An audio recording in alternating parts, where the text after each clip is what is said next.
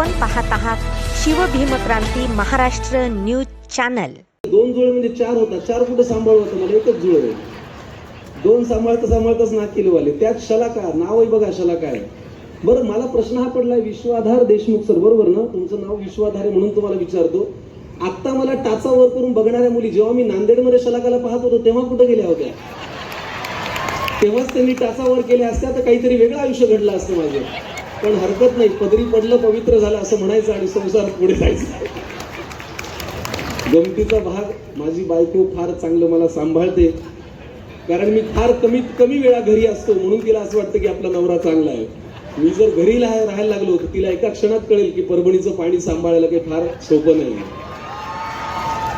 नागपूर परभणी असं आमचं कॉम्बिनेशन आहे. लग्नापासून सुरुवात करतो, कारण आयुष्यातले अपघात सांगत आपण यशाकडे जावं असं माणसाला नेहमी सांगितलं जातं. काय आहे की माझी बायको आहे नागपूरची, माझं लग्न झालं नांदेडमध्ये. माझ्या लग्नामध्ये मी असा उखाणा घेतला होता की नागपूरची लेक झाली परभणीची सून, आता जुळतील संसाराचे पूर्ण 36 गुण. नागपूर, टाळ्या पुढे वाजवायच्यात पंडितजी. नागपूरची लेक झाली परभणीची सून, आता जुळतील संसाराचे पूर्ण 36 गुण. सलोख्याने राहू न काढता उणी दुणी, पण आता तरी वेगळा विदर्भ मागू नका कोणी. असो, मी परभणीच्या श्री शिवाजी महाविद्यालयामध्ये शिकलो. ग्रॅज्युएशन माझं तिथेच झालं आणि सरांनी सांगितलं तसं खरंच माझे 17 विषय राहिले होते. सेकंड इयरला फर्स्ट इयरचे 80-80, सेकंड इयरचे 80-80, थर्ड इयरलाही खूप कमी मार्क. पण मग प्रयत्न करत करत विद्यापीठामध्ये आलो, शिकण्याचा प्रयत्न केला आणि शिक्षण छान पूर्ण केलं. तुम्ही या 4 दिवसांमध्ये ही स्पर्धा अनुभवली असेल, या स्पर्धेमध्ये भाग घेतला असेल, मनापासून काहीतरी सादर करण्याचा प्रयत्न केला असेल. विश्वास ठेवा, हे 4 दिवस तुम्हाला पुढचे 40 वर्ष साथ देणार आहेत. यश जर आलं असेल तर ते फार मनाला लावून घेऊ नका. माझं म्हणणं याच्या अगदी विरुद्ध आहे, ते मनाला लावून घ्या. मनाला लावून घ्या, त्याचा त्रास करून घ्या. आज रात्री, उद्या रात्री, महिनाभर रात्री झोपू नका. ती झोप जेव्हा तुम्हाला लागणार नाही तेव्हा तुम्हाला, आपण कितीही रात्री झोप न घेता प्रवास करतोय, कुठून तरी शूटिंग करून कुठल्या तरी प्रयोगाला जातोय, याचा थकवा येणार नाही. कारण आपण 4 रात्री जागून काढलेल्या असतात, आपल्याला त्रास झालेला असतो. हा त्रास होण्यासाठी हा युवक महोत्सव फार महत्वाचा आहे. तो त्रास करून घ्या. असफलता एक चुनौती है, उसे स्वीकार करो. क्या कमी रह गई देखो और सुधार करो. जब तक न सफल हो नींद चैन को त्यागो तुम. संघर्ष का मैदान छोड़कर मत भागो तुम. कुछ किए बिना ही जय जयकार नहीं होती. कोशिश करने वालों की कभी हार नहीं होती.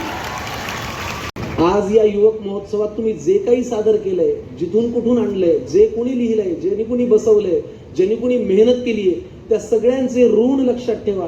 ते ऋण तुमच्या यशाचा पाया होऊन तुम्हाला उभं करतील, याच्यामध्ये काहीही शंका नाही. मी आज मुंबईमध्ये 2008 पासून काम करतो. व्यावसायिक नाटकांमध्ये काम करतो, चित्रपटांमध्ये करतो, मालिकांमध्ये काम करतो, लेखन करतो, दिग्दर्शन करतो.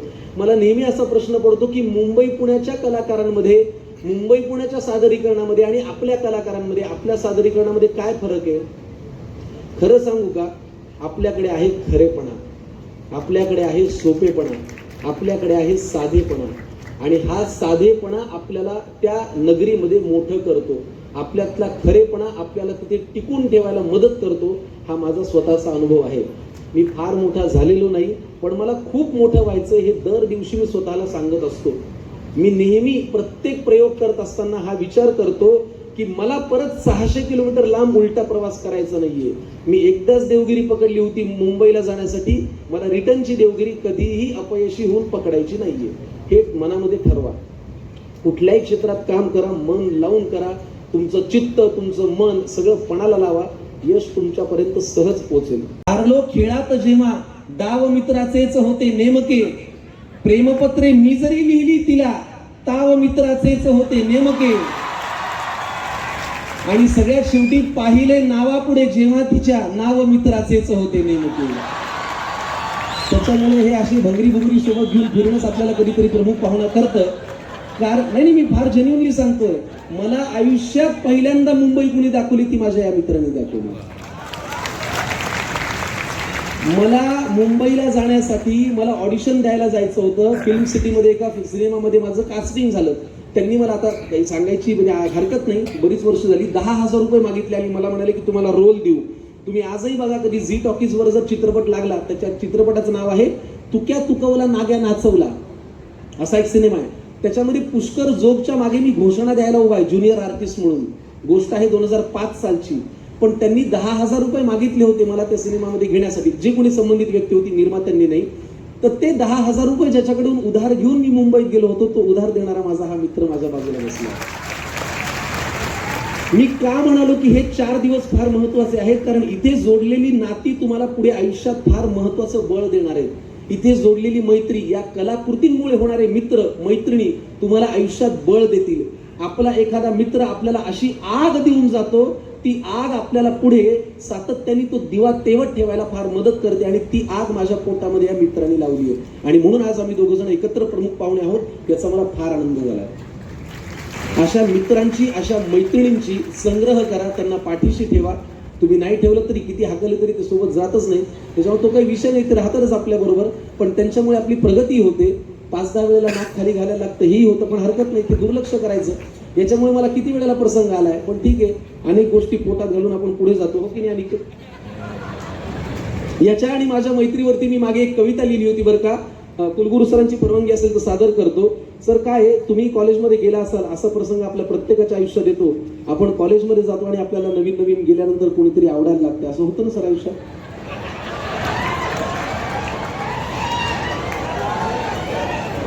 म्हणजे बाजूचा कसा हसतोय त्याच्यावरती बाकीचे हसतायत, पण ठीक आहे, हा प्रसंग प्रत्येकाच्या आयुष्यात येतो. बघा, आमची कॉलेजमध्ये अशीच नवीन मैत्री झाली. खरं तर माझ्यापेक्षा वयाने ज्येष्ठ आहे, अनिकेत 5 वर्षांनी मोठा आहे, पण आमची मैत्री झाली. आणि समोरून एक अतिशय सुंदर मुलगी आली. मी त्याला म्हणलं, अरे अनिकेत, कोण रे ही युवती मित्रा, जाता मनातून जात नाही, हिला पाहिलं रे पाहिलं की मी माणसातला माणूस राहत नाही. या कवितेमध्ये एक गोष्ट आहे बरं का, नीट ऐका, की कोण रे ही युवती मित्रा अनिकेत, जाता मनातून जात नाही, हिला पाहिलं रे पाहिलं की मी माणसातला माणूस राहत नाही, काय तिचं हे मित्रां, काय तिचं ते. नवीन दिवस आहेत कॉलेजचे, लक्षात घ्या ती भावना, की कोण रे ही युवती मित्रा, जाता मनातून जात नाही, हिला पाहिलं रे पाहिलं की मी माणसातला माणूस राहत नाही, काय तिचं हे मित्रां, काय तिचं ते, काही करण खोपच्यात माझी भेट घडवून दे. मित्राला पुढे मागणी घातली की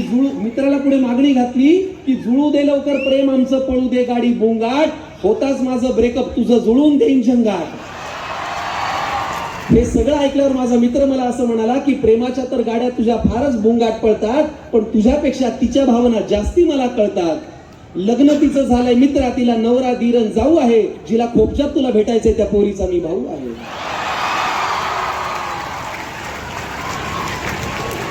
शेवटी माझ्यासारखा मित्र बॅकफुटला येतो आणि तो म्हणतो, थोड्या थोडक्यासाठी मित्रा नको मॅटर घडवू, थोड्या थोडक्यासाठी मित्रा नको मॅटर घडवू, खोपच्यात भेटतो तुला मी, पण इथं नको बडवू. आधीच ताप होता मला, मी रात्रभर कणत होतो अनिकेत, आधीच ताप होता मला, मी रात्रभर कणत होतो, आणि ती नाही रे तिच्या मी बाजूची पोरगी म्हणत होतो. तर अशी आमची ही मैत्री आहे. पण आज या मैत्रिणी मला खूप दिलं, आणि आज माझ्या विद्यापीठाने मला प्रमुख पाहुणं केलं, त्याचा मला फार आनंद आहे. बघा, तुम्हाला जर आयुष्यात पुढे जायचं असेल तर आजचा काळ असा आहे की कुठल्याही, पूर्वी असं म्हणायचे की 4 डगरींवरती पाऊल ठेवू नको, फसगत होईल. माझं वेगळं म्हणणं आहे, 4 नाही 40 डगऱ्यांवरती पायदान आहेच, तुम्ही पाय ठेवा. काही येत नाही असं म्हणायला जाऊ नका. जरी नसलं केलं तरी तो सगळा ओलावा आमच्या मनात उतरलेला आहे. तर हा मनातला ओलावा घेऊन तुम्ही काम करा. तुम्ही मुंबई गाठा, तुम्ही पुणे गाठा, तुम्ही बेंगलोर गाठा, तुम्ही नागपूर गाठा, तुम्ही कुठेही जा, जगाच्या पाठीवर मराठवाड्यातली पोरं नाव उमटवतात, हा माझा विश्वास आहे. आणि तो विश्वास माझा तुमच्यावरती आहे. आज ज्यांना बक्षीस मिळेल त्यांचं खूप मनापासून अभिनंदन.